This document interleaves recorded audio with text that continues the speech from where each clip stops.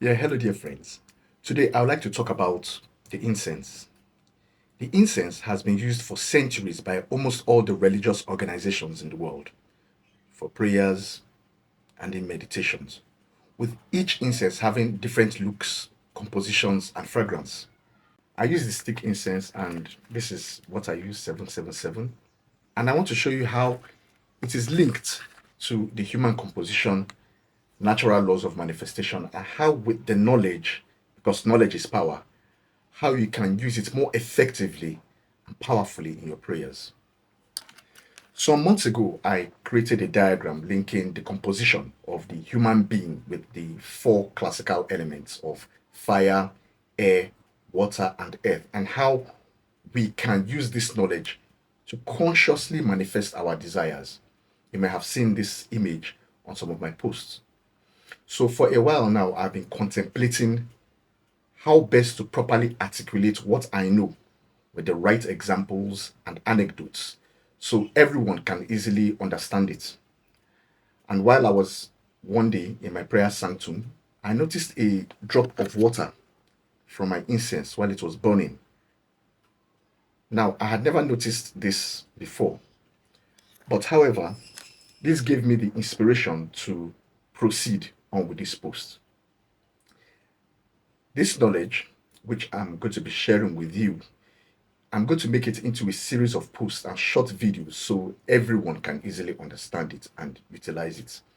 I would also be showing you how you can use Psalm 23, which is linked to these four classical elements so that you can manifest your desires more effectively. So stay tuned and stay blessed. When we light up the incense with fire, the incense smoke is given off as air and oil is given off as water. It is the combination of the air and the oil, that is the water, that gives off the nice fragrance which aids us during prayers and meditation to rise emotionally to that sublime spiritual state, to commune with God, to receive illumination. And then we have the residue of the incense, which are ashes, which represents the earth. We can see the four elements of fire, air, water, and earth in progression here, either in the condensation and sublimation of the spirit energies called ether. We also have these four elements in the composition of the human being within the body and in the spirit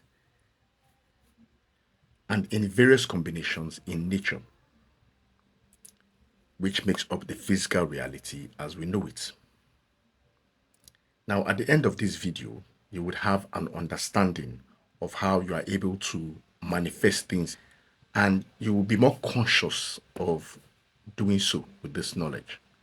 You would also understand how prayer fits into this, and I will show you a psalm that combines the four elements. Now, from the video, you may have noticed that when the incense was burning, three elements were in play: fire, air, and water, which is that oil. And then there was a condensation, which is the ash. That ash, you are going to take it and put it in your bathing water. Put it in your bathing water and then put your hand into the water and say Psalm 23.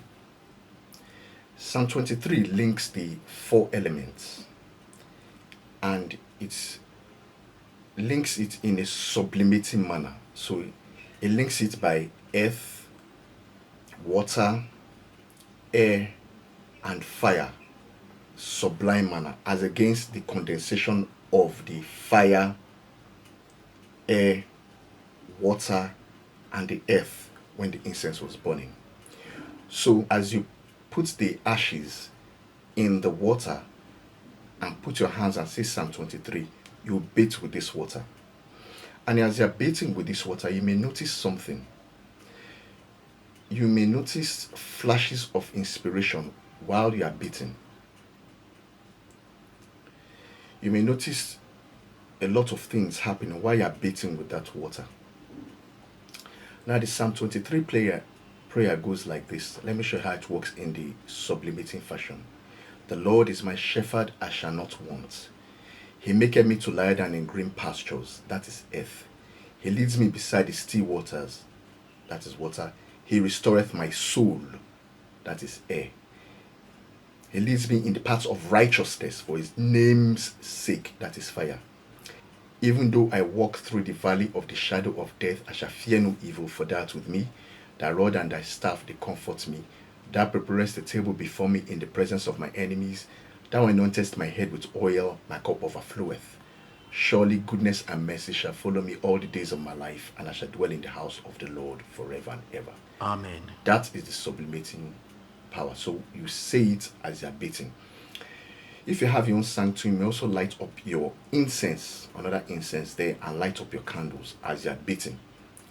As the incense is burning and as you're meditating with your candles, meditating with your incense, the ashes from the incense is what you would always put in your water and bathe with it while saying Psalm 23. And as you finished, you can come back to your sanctum again in prayers and write down whatever it is you want. As you're writing it down, you are saying what it is you want. You're writing it down and you're saying it. Write it down 3 times. I made a video about the 369 where you can write down 3 in the morning, 3 times in the morning, 6 times in the afternoon, 9 times at night, and you will recite it. For someone like me who writes, has a long list, what I do is I write down 3 times in the morning. I review it 6 times in the afternoon by speaking, going through it without writing. And in the night, I review it 9 times because it's cumbersome writing down all that. You can also employ that method. By doing this, when you are writing your thoughts, you're condensing it into paper. Your words, you are verbalizing it, that is the air. And with your emotions, that is the water. And then the manifestation will come about. I'm still going to delve more into this in the part 2. But as I said, let me start off with this Psalm 23 and the ashes from your incense. Thank you very much for watching and stay blessed.